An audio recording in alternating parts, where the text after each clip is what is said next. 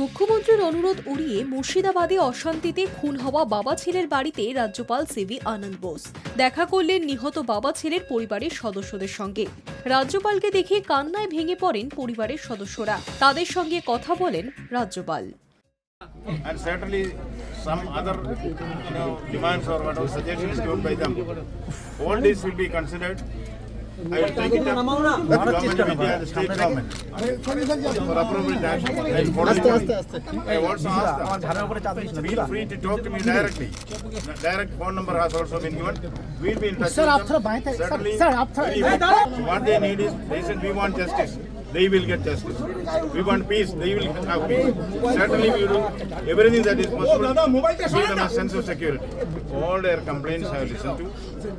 I will analyze it. We have all our sympathetic understanding of what they want. We will do all our best to see that they get justice.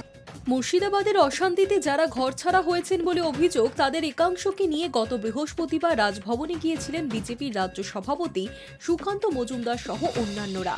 রাজ্যপালের কাছে তারা 5 দফা দাবি পেশ করেন। শামশেরগঞ্জ এবং ধুলিয়ানে গিয়ে পরিস্থিতি দেখার অনুরোধ করেন।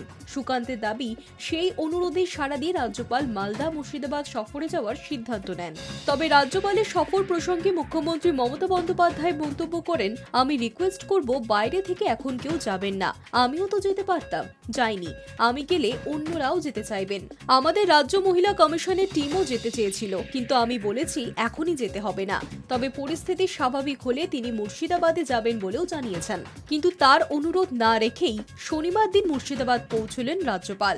এদিকে নিহতদের বাড়ি থেকে বেরোতেই রাজ্যপালকে ঘিরে এলাকায় বিএসএফ ক্যাম্প করার দাবিতে প্ল্যাকার্ড হাতে দাবি জানাতে থাকেন স্থানীয়রা। বিষয়টি রাজ্যকে জানাবেন বলে জানিয়েছেন তিনি। I news network.